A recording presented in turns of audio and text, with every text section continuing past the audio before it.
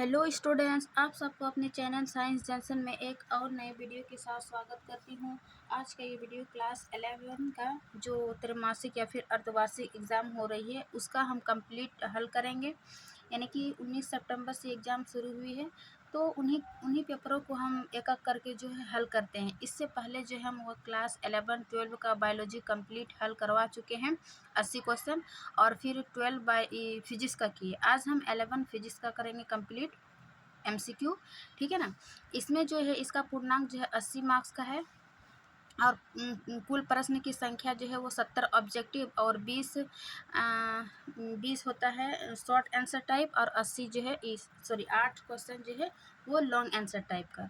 ठीक है, section question का पैटर्न जो है वो 2 सेक्शन में बटा रहता है। सेक्शन ए जिसमें ऑब्जेक्टिव, और सेक्शन बी में ये शॉर्ट आंसर टाइप और लॉन्ग आंसर टाइप ये क्वेश्चन आ जाती है। ठीक है ना। तो टोटल इसमें 70, जैसे कि 70 है ऑब्जेक्टिव, तो 70 में से 40 बनाना है। ठीक है, 70 में से किन्हीं 40 को बनाना है, जो प्रत्येक प्रश्न 1 अंक का होगा। इस प्रकार ये 40 हो जाती है। उसके बाद शॉर्ट आंसर टाइप में क्या है, 10 प्रश्न उत्तर देना है। ठीक है, इसमें 20 क्वेश्चन रहता है, तो ये प्रत्येक जो है वो दो अंक की होती है। तो 10 दूने 20 यानी कि 20 अंक हो गया। उधर 40 और इधर 20, 60 हो गया। उसके बाद लॉन्ग आंसर टाइप में 4 प्रश्न बनाना होता है, जिसमें कि प्रत्येक प्रश्न का अंक 5 अंक मिलेगा। तो इस प्रकार 20 अंक है ना, तो 60 और 20 कितना हो गया, 80 है ना। तो इस प्रकार हम देखिए जो इसका पूर्णांक जो है वो 80 मार्क्स का है, और क्वेश्चन कितने कितने में बटे रहते हैं।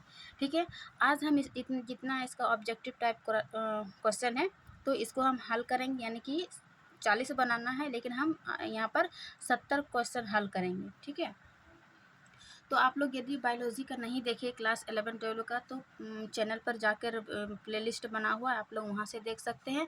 और इसका 12 का फिजिक्स का भी बना हुआ है। आज हम 11 फिजिक्स का करेंगे। तो चलिए बिना देरी के शुरू करते हैं। प्रश्न नंबर 1 कि निम्नलिखित में कौन जो है व्युत्पन्न मात्रक है। ठीक है ना। मात्रक जो है 3 प्रकार के होते हैं। एक है मूल मात्रक, व्युत्पन्न मात्रक और सहायक मात्रक। मूल मात्रक की संख्या जो है वो 7 होती है। ठीक है ना। बाकी इन्हीं मूल मात्रक से ही निकलती है, जिसको व्युत्पन्न मात्रक बोलते हैं। ठीक है ना। ऑप्शन के अनुसार ये मोल, केल्विन और एम्पियर, ये तीनों जो है वो मूल मात्रक है, लेकिन हर्ट्ज जो है ये व्युत्पन्न मात्रक है। तो इसका एक का सही हो जाएगा सी, हर्ट्ज। ठीक है ना, एक का सी। फिर ये दूसरा प्रश्न कि 1 मीटर तुल्य है, मीन्स 1 मीटर जो है वो किसके तुल्य के बराबर है, मान दिया हुआ है किसके एंगस्ट्रम के बराबर है ना। तो इसका सही आंसर हो जाएगा 10⁻10 एंगस्ट्रम 1 मीटर तुल्य के बराबर होता है। फिर ये प्रश्न नंबर 3 कि डाइन सेकेंड मात्रक है। किसका डाइन सेकेंड मात्रक है। डाइन वैसे तो न्यूटन का होता है, लेकिन सेकेंड दे दिया डाइन सेकेंड, तो इसका सही आंसर हो जाएगा आवेग का। ठीक है ना, आवेग का डाइन सेकेंड मात्रक है। फिर है चौथा प्रश्न, पारसेक मात्रक है। पारसेक किसका मात्रक है, तो इसका दूरी है ना, दूरी को पारसेक से भी मापते हैं। उसके बाद 5वां प्रश्न है कि प्रक्षेप्य के पद के उच्चतम बिंदु पर त्वरण का मान होता है। मीन्स प्रक्षेप के पद के उच्चतम बिंदु पर त्वरण का मान क्या होता है, वही पूछ रहा है कि 0, न्यूनतम, अधिकतम या फिर जी के बराबर।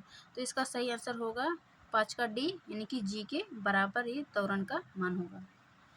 उसके बाद 6ठा प्रश्न है कि प्रक्षेप्य गति के लिए निम्न में से कौन सा स्थिर रहता है। क्या संवेग स्थिर रहती है, या फिर गतिज ऊर्जा, या फिर वेग का ऊर्ध्वाधर घटक, या वेग का क्षैतिज घटक। ठीक है, तो इसका सही होगा 6 का डी, कि वेग का क्षैतिज घटक जो है ये प्रक्षेप्य गति के लिए ये स्थिर रहती है। ठीक है, अब हम 7वां नंबर प्रश्न देखेंगे कि दाब का विमीय सूत्र क्या है। दाब का ऐसा ही मात्रा क्या है, पास्कल, लेकिन यहाँ पर विमीय सूत्र पूछ रहा है। क्योंकि दाब यानी कि प्रेशर बराबर क्या होता है, बल बटे क्षेत्रफल। ठीक है ना, तो इसी के क्षेत्रफल के अनुसार जो है ये विमीय सूत्र निकालते हैं। तो 7 का हो जाएगा बी, है ना, विमीय सूत्र, दाब का विमीय सूत्र। फिर है 8वां नंबर कि निम्नलिखित में से किस भौतिक राशि का विमीय सूत्र जो है वो आवेग के विमीय सूत्र के समान है। मीन्स जो भी आवेग का विमीय सूत्र होगा वो निम्नलिखित में से किस भौतिक राशि का विमीय सूत्र आवेग की विमीय सूत्र के बराबर होगा?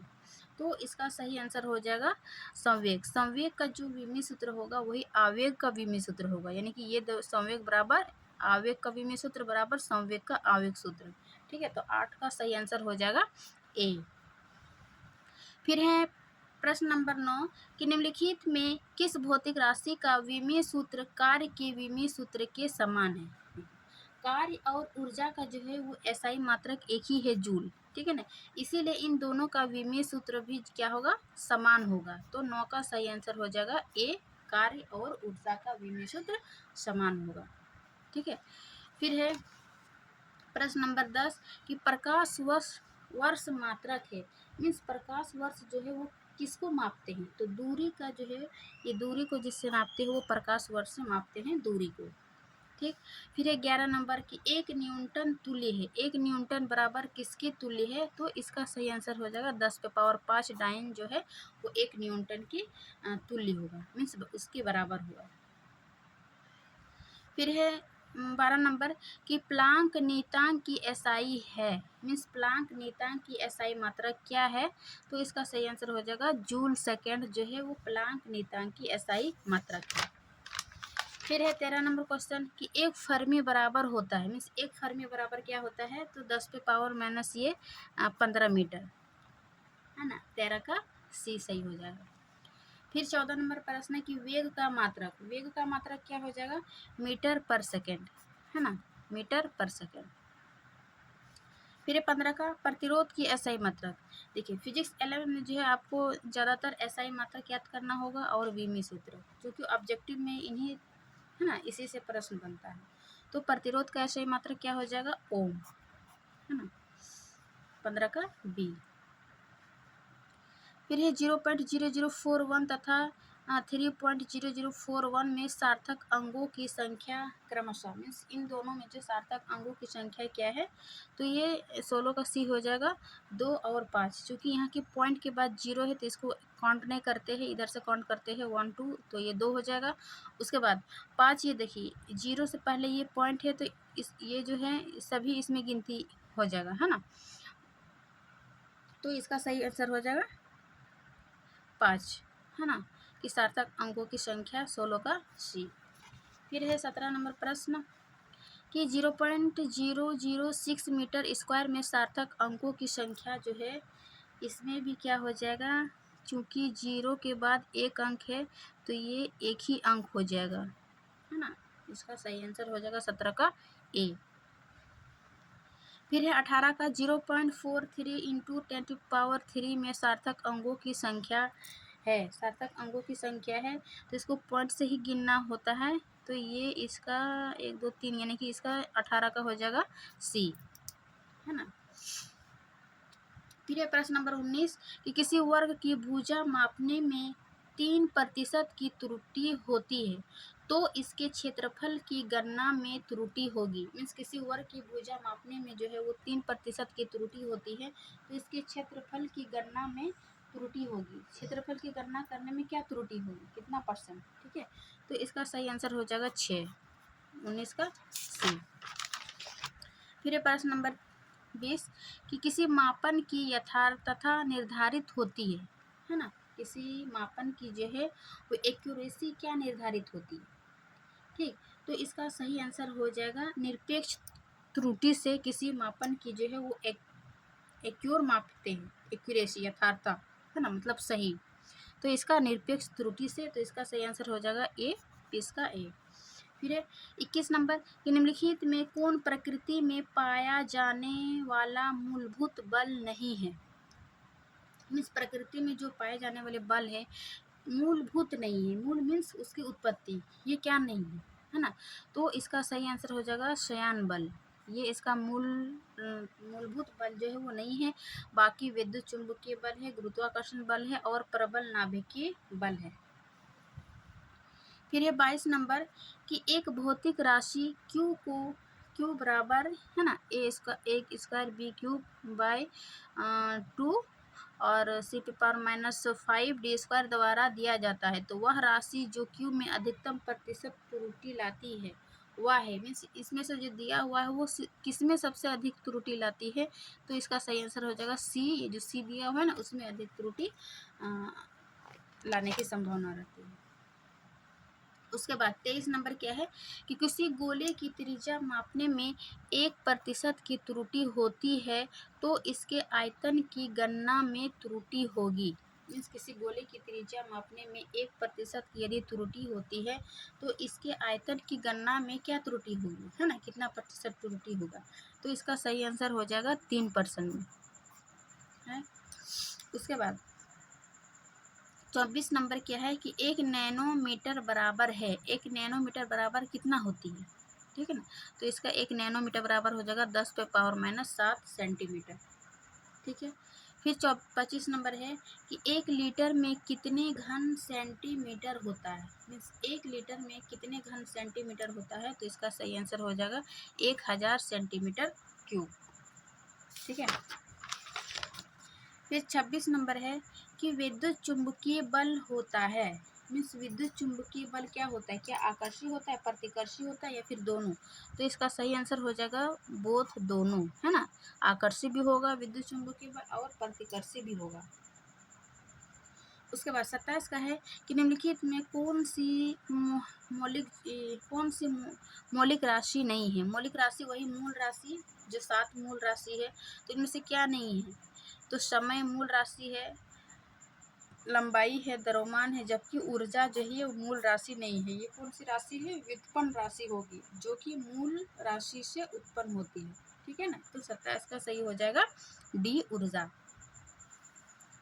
फिर है 28 का कि निम्नलिखित में कौन व्युत्पन्न मात्रक है, वही मात्रक से ही व्युत्पन्न, तो मीटर अभी देखिए कि मूल है, किलोग्राम मूल है, कैंडिला जो है ये मूल है, लेकिन कूलम जो है ये व्युत्पन्न मात्रक हो जाएगा, यानी कि मूल मात्रक से उत्पन्न की गई है, ठीक है।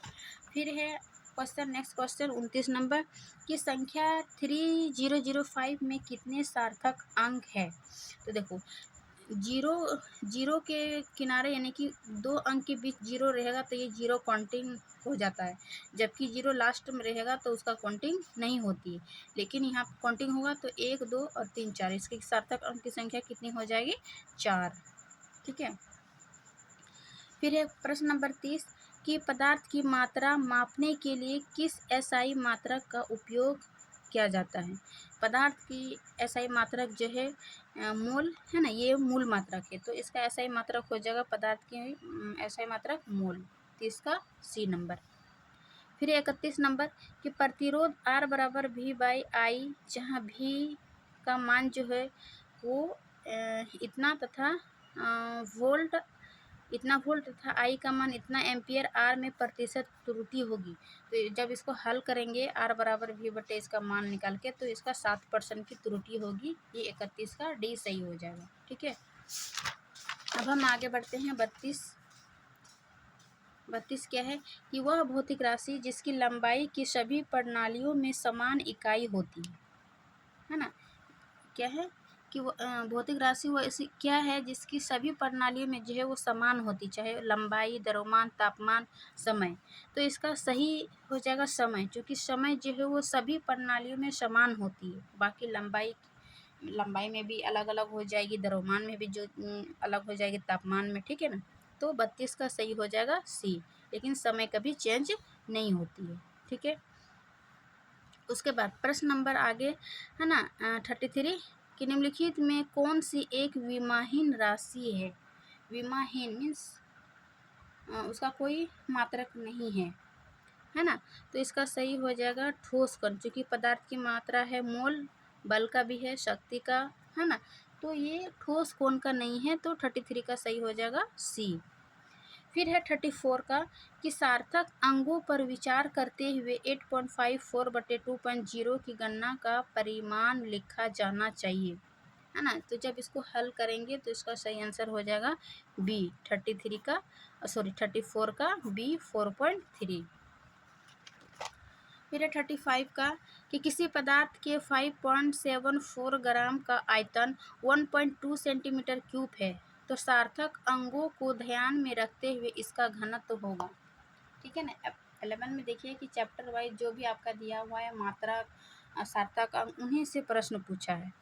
ठीक है, तो इसका सही आंसर हो जाएगा 4। इसका घनत्व होगा 4.8 ग्राम, है ना, ये सेंटीमीटर क्यूब। फिर है प्रश्न नंबर 36 कि निम्नलिखित में से कौन सा दूरी का मात्रक है। दूरी का ऐसा मात्रक क्या है, प्रकाश वर्ष। अभी हम इसका एक पिछले प्रश्न भी देखिए दूसरे टाइप का, सॉरी ये दूरी का मात्रक प्रकाश वर्ष भी हो जाएगा, ये मीटर भी हो जाएगा, है ना, दूरी को मीटर से भी मापते हैं। बाकी ये खगोलीय मात्रक भी हो जाएगा। तो इस प्रकार जो है 36 का डी हो जाएगा। इनमें से सभी जो है वो दूरी का मात्रक है। ठीक, फिर है 37 प्रश्न है कि घनत्व का विमीय सूत्र है। इसका विमीय सूत्र क्या होगा घनत्व का, इसका सी नंबर होगा ml/t, sorry ml cube, inverse cube. ठीक है, फिर है 38 का, निम्नलिखित में से कौन वेग प्रवणता की विमा है ना, कि कौन वेग प्रवणता की विमा है। तो इसका सही आंसर हो जाएगा बी नंबर, 38 का बी। फिर 39 का, निम्नलिखित में कौन सी राशि अदिश है। ठीक है, राशि यानी कि मात्रक जिसमें पढ़ रहे थे उसी में सदिश और अदिश पढ़े थे। सदिश जिसमें दिशा और परिमाण दोनों होती है, अदिश जिसमें दिशा नहीं होती है। ठीक है ना, तो इनमें से कौन सी राशि है जो अदिश है। देखिए विस्थापन में भी सदिश है, त्वरण में सदिश है, वेग में सदिश है, तो ये कार्य जो है वो अदिश हो जाएगी। ठीक है, फिर है 40 नंबर कि वेग में परिवर्तन की दर को क्या कहते हैं। देखिए यहाँ पर डिफिनेशन ही पूछ दिया कि वेग में परिवर्तन की दर को क्या कहते हैं। तो 40 का सही आंसर हो जाएगा डी, त्वरण। वेग में परिवर्तन की दर को क्या कहेंगे, त्वरण कहते हैं। तो 40 का डी। फिर 41 का, यदि कोई पिंड वृत्ताकार पथ पर एक समान गति से चल रहा है, मीन्स यदि कोई पिंड पर एक वृत्ताकार पथ पर एक समान गति से चल रहा है तो हम उसके वेग के बराबर में क्या कह सकते हैं।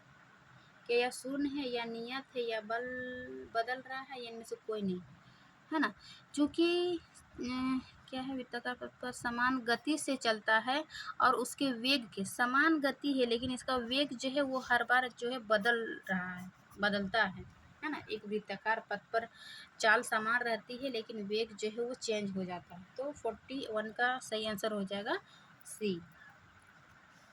फिर 42 का कि विरामावस्था से चले किसी पिंड का त्वरण जो है वो 2 मीटर प्रति सेकंड स्क्वायर है, तो 10 सेकंड में पिंड द्वारा चली गई दूरी क्या होगा, है ना। दूरी पूछ रहा है यानी कि एस स्पीड।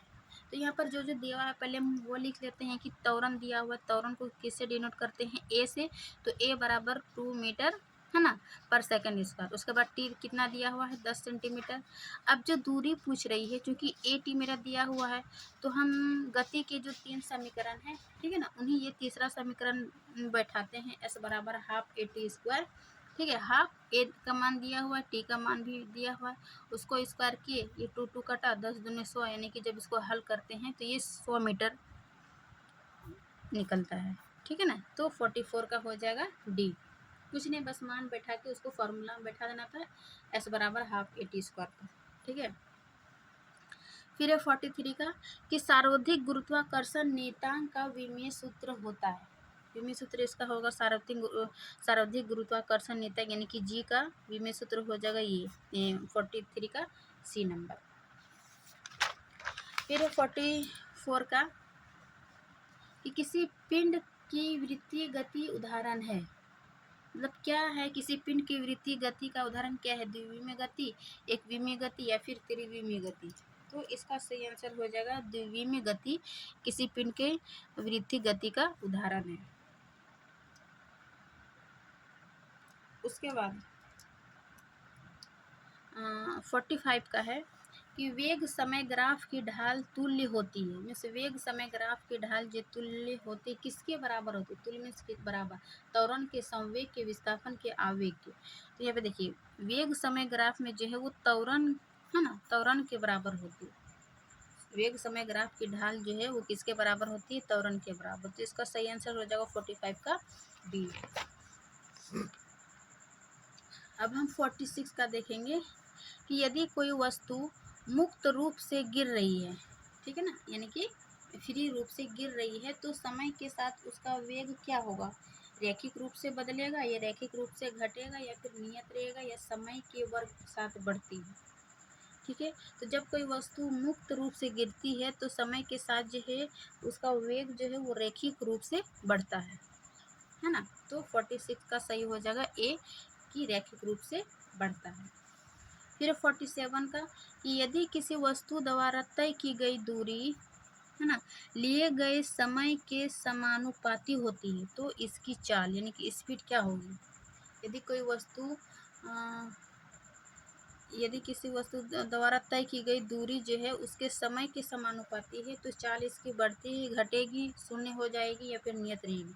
तो इसका डी 47 का डी हो जाएगा कि कोई वस्तु जो है तय की गई दूरी उसके समय के समानुपाती होती है तो इसकी चाल जो है वो नियत रहती है।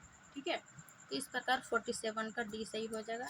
अब हम प्रश्न नंबर 48 देखेंगे कि एक गतिशील वस्तु द्वारा चली गई दूरी हमेशा होती है। मीन्स एक गतिशील वस्तु द्वारा चली गई दूरी हमेशा क्या होती है, विस्थापन के बराबर या विस्थापन से अधिक या उसके बराबर या फिर विस्थापन से कम। तो इसका सही आंसर हो जाएगा बी, विस्थापन से अधिक या बराबर। ठीक है ना, जब कोई गतिशील वस्तु द्वारा चली गई दूरी। ठीक, उसके बाद 49 का देखेंगे हम तो ऊर्ध्वाधर रूप से ऊपर की ओर प्रक्षेपित किसी पिंड के लिए वेग समय ग्राफ कैसा होगा। ठीक है ना, इसके वेग समय ग्राफ कैसा होगा, ऊर्ध्वाधर रूप से ऊपर की गई तो इसका सही आंसर होगा एक सरल रेखा में होगा, है ना। जब फिजिक्स में हम लोग ग्राफ विधि भी पढ़ते हैं तो इसका सरल ग्राफ होगा। फिर है 50 का कि यदि कोई वस्तु एक सरल रेखा में चल रही है और उसका वेग बढ़ रहा है तो उसका त्वरण क्या होगा, शून्य होगा, ऋणात्मक होगा, धनात्मक होगा या फिर ज्ञात नहीं किया जा सकता। कह रहा है कि यदि कोई वस्तु जो एक सरल रेखा में चल रही है तो इसका वेग और उसका वेग बढ़ रहा है, सरल में चल रही वस्तु लेकिन उसका वेग बढ़ रहा है तो उसका त्वरण क्या होगा, तो उसका त्वरण भी क्या है, धनात्मक होगा यानी कि बढ़ेगा, है ना। उसके बाद 51 का किसी भी क्षण जो है वो स्थिति समय ग्राफ पर खींची गई स्पर्श रेखा का ढलान बराबर होता है। मीन्स समय ग्राफ पर जो खींची गई स्पर्श रेखा उसका ढलान किसके बराबर होता है, तो इसका सही आंसर हो जाएगा ए क्या है, तात्क्षणिक वेग, है ना, तात्क्षणिक वेग यानी कि इंस्टेंटेनियस वेलोसिटी, है ना। 51 का हो जाएगा ए। फिर हम आगे देखेंगे 52 का कि यदि ए गुना बी, है ना, इस पर जो ये दिशा होती है सदिश बराबर 0 तो ए और बी के बीच का कोण का मान होगा, है ना। तो इसका कोण का मान हो जाएगा 90 डिग्री, 52 का बी। फिर 53 का कि इतना बराबर इतना दोनों सदिशों के बीच का कोण होगा, ठीक है ना। जब इसको हल करेंगे तो इसका कोण का मान जो है वो लगभग π/4 के बराबर होगा, तो फिर 53 का डी। फिर 54 का कि यदि एक सदिश, है ना, आर सदिश वाई अक्ष के साथ 60 डिग्री का कोण बनाता है तो इसका एक्स घटक है, इसका एक्स घटक क्या हो जाएगा, ये आर सदिश cos 30 डिग्री, है ना। 54 का ए सही रहेगा।